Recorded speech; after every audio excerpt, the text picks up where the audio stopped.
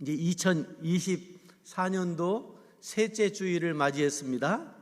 그리고 이제 우리가 무엇이든지 심는 대로 거둔다. 이 말씀은 자연의 이치이기도 하고 하나님께서 우리에게 주시는 진리의 말씀이기도 한 줄로 믿습니다. 그래서 우리는 그러면 무엇을 심을까? 무엇을 심느냐 하는 것이 대단히 중요하지 않겠습니까? 2024년도를 새롭게 우리가 저마다의 목표를 가지고 시작을 했습니다. 그런 말이 있더라고요. 빠른 것이 느린 것을 잡아먹는 시대.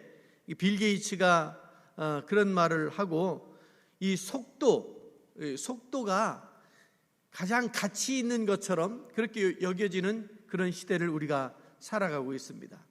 여러분, 옛날에는 정말 천천히 가도 불편함이 없었습니다.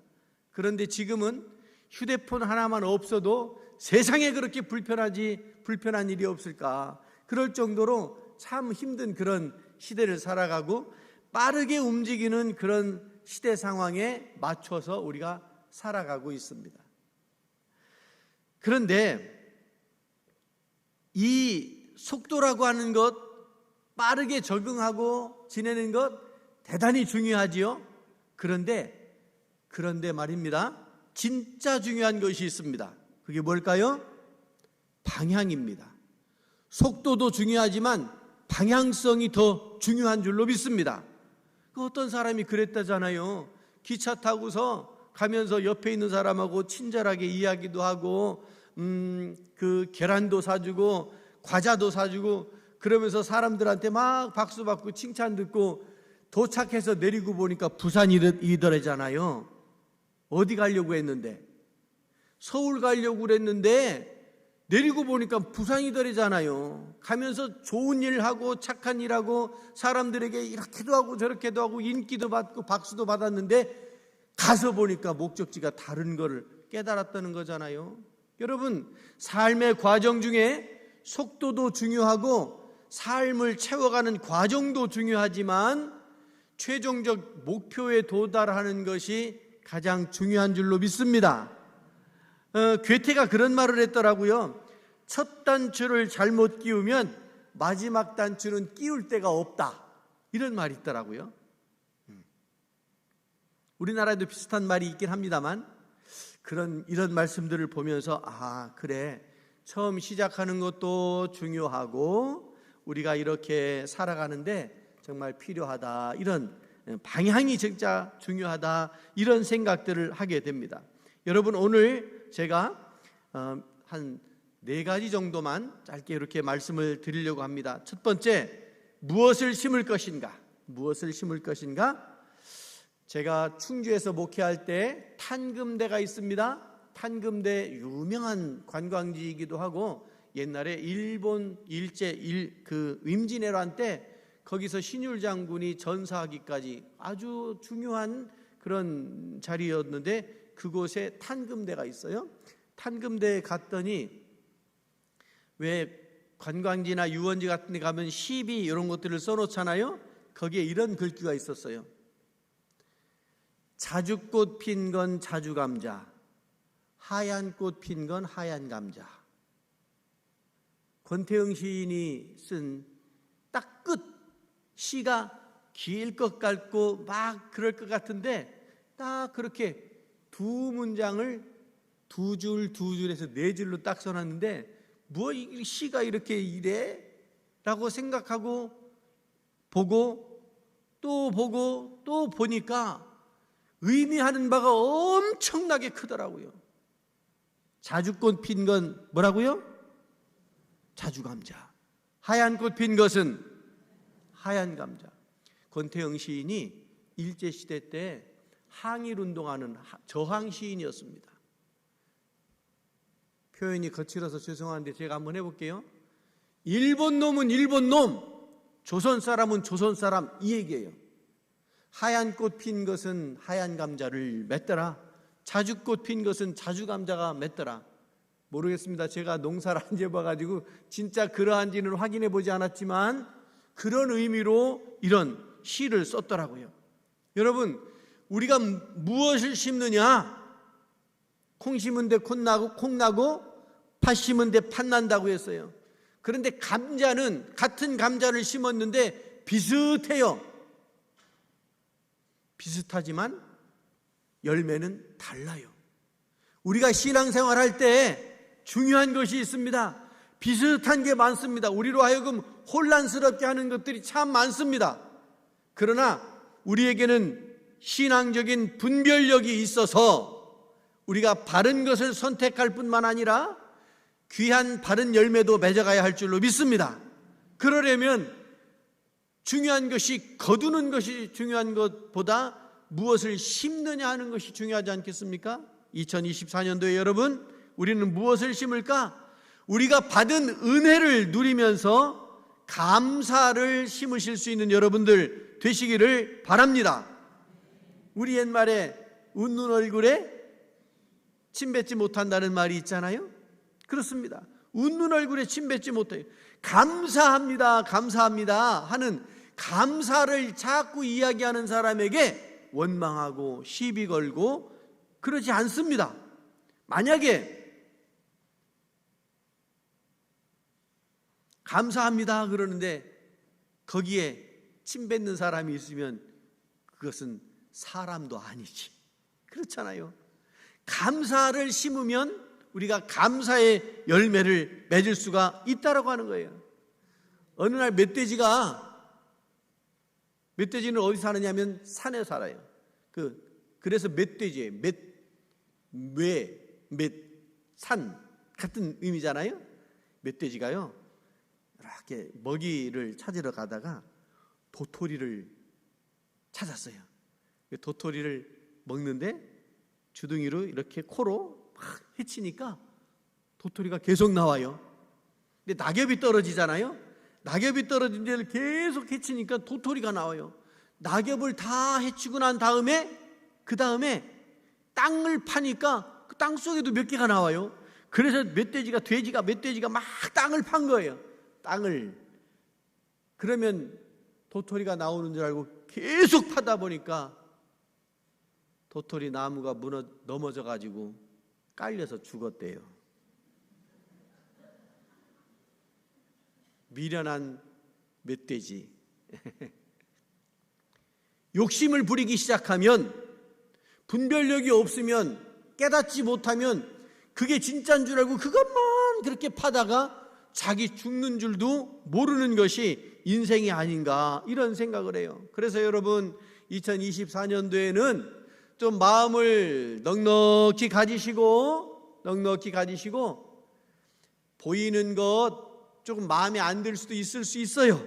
그런데 그것 가지고 원망하고 불평하지 말고 그래도 얼마나 애썼나 싶은 그런 마음으로 감사하다, 이런 생각을 가지실 수 있기를 주님의 이름으로 축원합니다.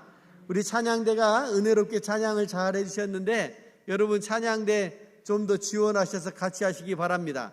그러면 제가 이제 해마다 연초가 되면, 연말이 되면 찬양대원 모집합니다. 교사로 헌신해 주실 분들 좀 도와주세요. 그러면 저는요, 아는 게 없고 배운 게 없어서요, 이래요. 저는요, 목소리가 찬양하는 목소리가 아니에요, 이래요. 그런데 여러분 잘 생각해 보세요. 여러분이 진짜 찬양하는 데 실력이 있으면 왜 여기 계시겠어요? 저 서울에 거기 어디예요? 문예의 전당 거기 가가지고 이러고 있지, 왜 여기 이러고 계시겠냐고요. 여러분, 찬양은 우리가 함께 찬양을 부르지만 찬양대는 실력으로 하는 것이 아니고 믿음으로 하는 것인 줄로 믿습니다. 하다 보면 조금 전문용어로 삑사리도 나고 또 하다 보면 틀리기도 하고 그러지만 진짜 중요한 것은 우리가 마음을 하나님 앞에 드리는 것인 줄로 믿습니다. 저쪽에 어느 교회, 제가 그 교회에 가서 은혜를 받았어요. 그 교회에 찬양대원들이 많아요. 한 30명 정도 되는 그런 찬양대였어요. 그런데 어느 날 제가 감리사할 때 예배 인도해달라고 그래서 갔더니 그 휠체어가 찬양대원들이 쭉 열맞춰서 들어오잖아요. 그러면 지휘자님이 딱 위치 조절하고 앉으세요. 그러면 딱 앉아요. 그러는 사이에 가운 입은 휠체어 탄 분이 들어오더라고요. 그러더니 맨 앞에, 휠체어가 이게 좀 크잖아요. 그러니까 맨 앞에 거기에 딱 위치하고 그렇게 하고 찬양을 하더라고요. 할렐루야. 아휴, 몸이 다 망가져가지고 어그러졌는데 제가 어떻게 앞에 가서 그걸 하겠어요? 이런 마음이 들까요? 그분이 얼마나 그런 생각을 했겠어요? 그러나 내 몸이 어그러졌어도 하나님 앞에 찬양하는 것만큼은 포기할 수 없다는 믿음이 그분에게 있었는 줄로 믿습니다. 제 해석이 그렇다고요. 그래서 제가 은혜 받았어요. 큰 은혜 받았어요. 아하, 찬양은 물론 기능적이긴 해요. 어느 찬양대는 오디션도 본다고 그러더라고요. 그래서 와, 부럽다. 그런데 진짜 찬양은 우리가 마음으로 하나님 앞에 드리는 거 아니겠습니까? 그러니 그런 찬양을 하고 우리가 함께 예배드리고 이러면 얼마나 감사합니까? 참 감사한 일이죠. 우리 옆에 분에게 다시 한번 인사해요. 감사합니다. 왼쪽 오른쪽 감사합니다. 한 번 더 해요. 특히 제 옆에 앉아주셔서 감사합니다. 여러분 옆에 앉아주는 것이 얼마나 감사한 일인지 몰라요. 찬바람 불어봐요. 쌀쌀 맞아봐요. 옆에 누가 오겠어요? 그런데 내가 그렇게 좋은 사람이 아닌데 내 옆에 앉아줬으니 얼마나 감사한가. 어떤 때는요, 인간인지라 인간성이 드러나면 냄새가 나요. 어떤 때는 냄새가 풀풀 나요. 그래도 내 옆에 앉아주니 얼마나 감사해요. 옆에 앉았는데 슬금슬금 옆으로 이렇게 피해가면 얼마나 마음이 상하겠어요. 여러분 옆에 누가 앉으면 코로나하고 독감만 잘 조심하시고 찰싹 붙어 앉으시기 바랍니다. 여러분, 감사가 우리에게 필요하고 중요한 줄로 믿습니다. 2024년도에 감사를 심으시고 감사를 거두실 수 있기를 바랍니다. 두 번째로요, 권면하면서 서로 칭찬하시는 분들이 되시기를 바랍니다.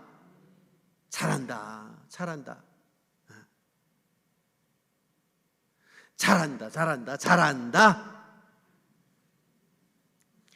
제가 본래 이런 사람이 아닌데 여러분들이 어떻게 하나 보자.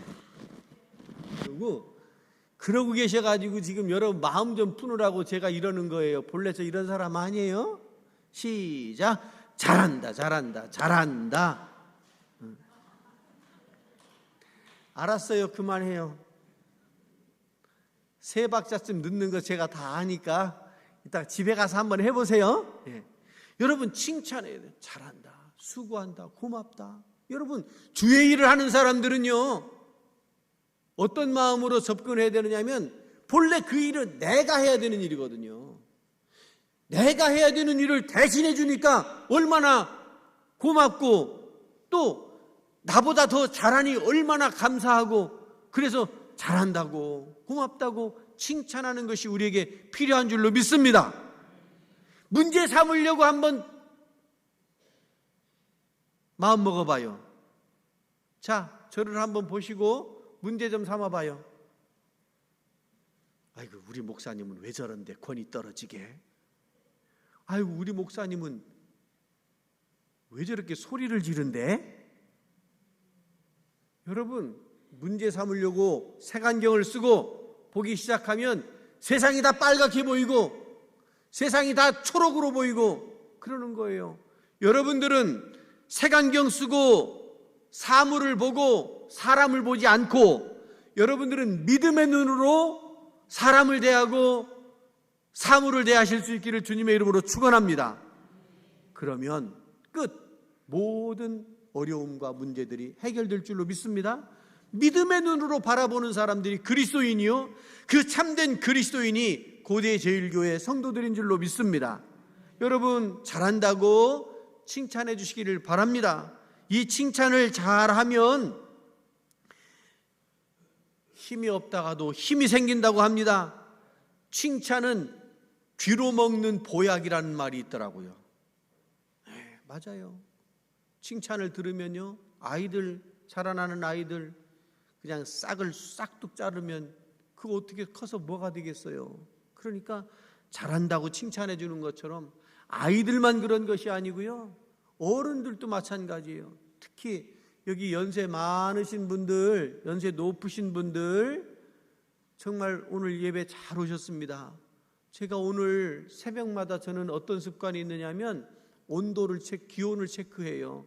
오늘 기온이 어때요? 춥지요. 바람 불고 춥고요. 그런데 몸을 움직여서 믿음으로 주님 전에 나오셨으니 잘하신 겁니다. 잘하신 겁니다. 연세 드시면 몸이 무겁고 여기저기 쑤시고 그런데도 오늘은 좀 쉴까 하는 마음이 들어도 악한 것은 예수의 이름으로 물러갈지어다 하고 주님 전으로 나오셨으니 할렐루야, 잘하신 거지요. 우리 젊은 분들은, 연세 있으신 분들이 교회 오시면 조금 속도가 느려요. 신발장에 슬리퍼 꺼내고 신고 할 때도 뒤에서 이렇게 밀리고 기다리고 해야 될지도 모르지만 불편함이 없잖아 있을 수도 있지만, 그러나 어르신들을 존경하실 수 있기를 바랍니다. 존경이 말로 존경합니다 해서 존경이 아니고요, 배려하는 거예요. 잘 오셨다고, 감사하다고. 이것이 정말 하나의 칭찬이 되어서 우리에게 새로운 힘이 생길 줄로 믿습니다. 2024년도에 서로 칭찬하고 그리고 칭찬을 거두실 수 있기를 바랍니다. 세 번째로요, 우리가 소망의 주님을 바라보면서 희망을 심어야 됩니다. 희망을 심어야 돼요.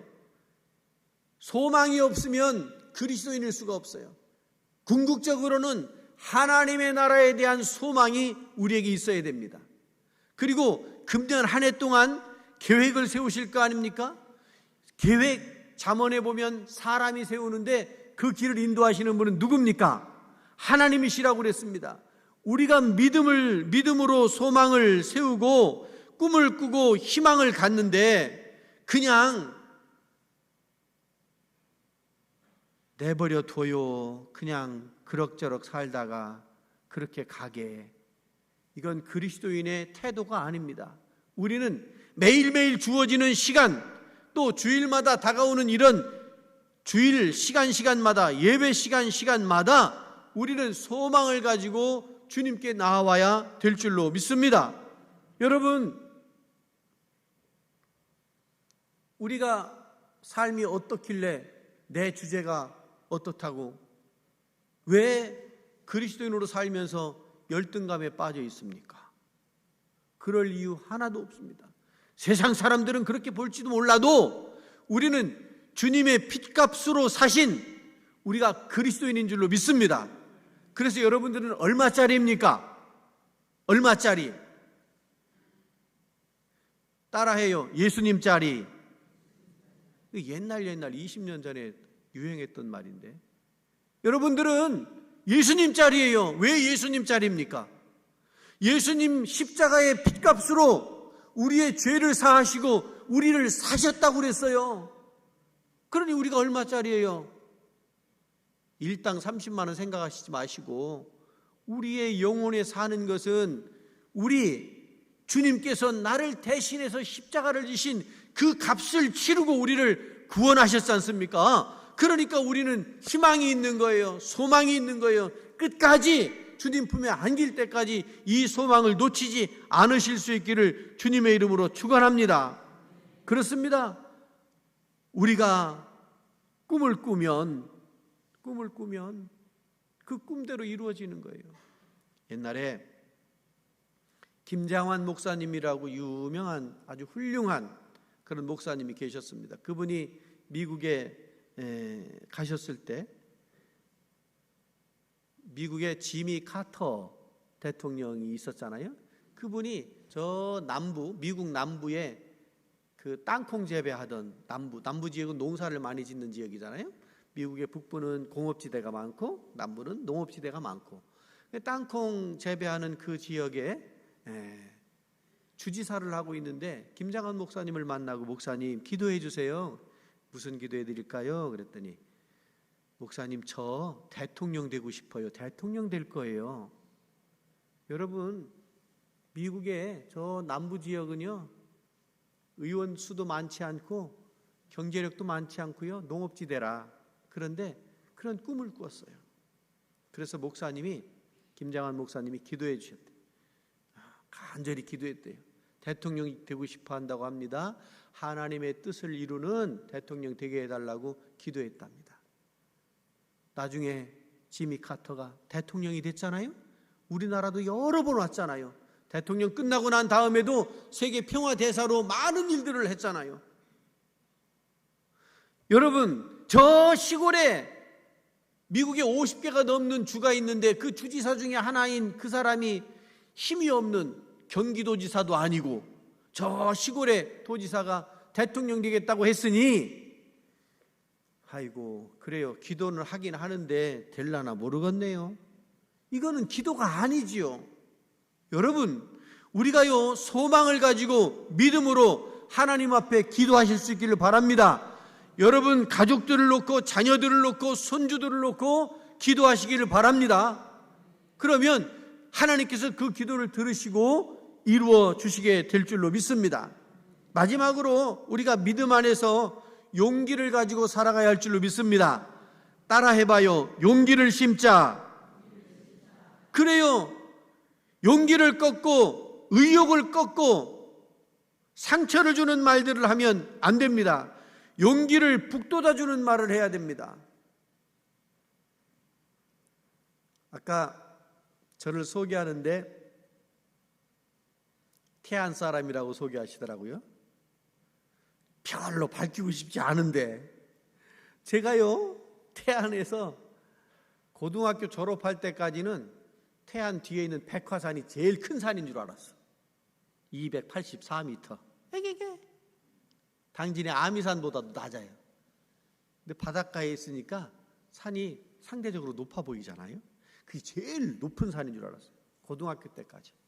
근데 고등학교를 마치고 신학대학에 가면서부터는 이제 목회의 길이 시작된 거잖아요. 고향에 가기가 잘 못 갔어요. 그래도 고등학교 때까지 농사 짓는 일 돕고 이러느라고 좀 봤지요. 지금은 다 기계화돼서 농사 방식이 많이 바뀌어서 저보고 농사지라고 하면 농사 못할 거예요. 그런데 옛날 생각이 이렇게 나요. 여러분, 북돋는다는 말이 뭐예요?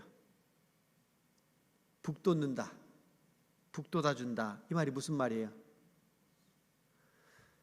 씨앗을 심어요, 싹이 나와요.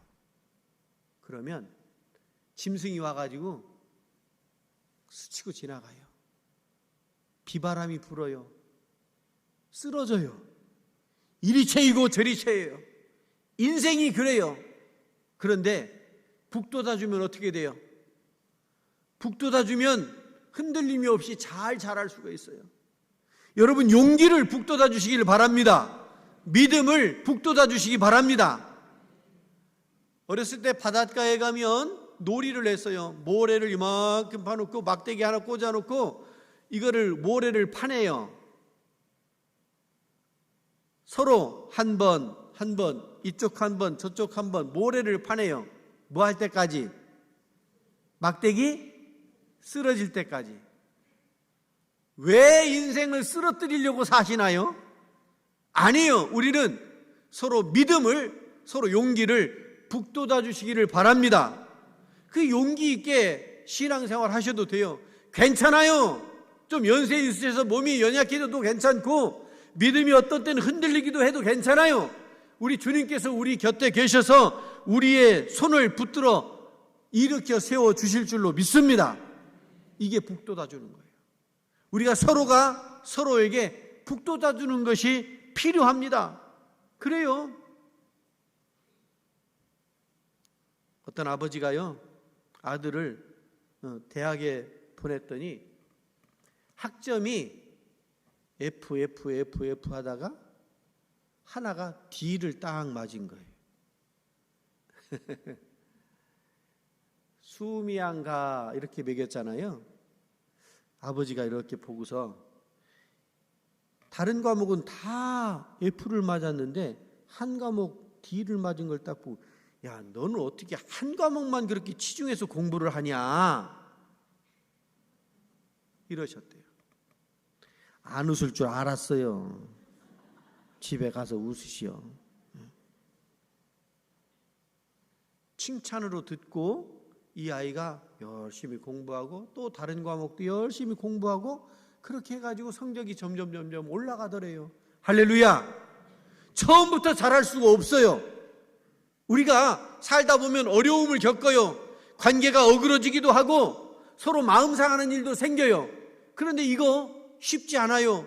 회복되는 것이 쉽지 않아요. 그러나 누군가는 먼저 손을 내밀고, 그리고 옆에서 힘들어지면 북돋아주고. 할렐루야. 제가 이제 오늘 첫 주일 예배인데요, 이제 왔으니까 신방을 해야 되잖아요. 어느 목사님이 그런 말씀을 하시는 걸 제가 들었어요. 부임을 했더니 신방해 달라고 요청을 하더래요. 우리 집부터 신방해 달라고 그러더래요. 그런데요, 그래서 그랬대요. 알겠다고. 그런데 혹시 다른 집 먼저 신방해야 될 집 없나요?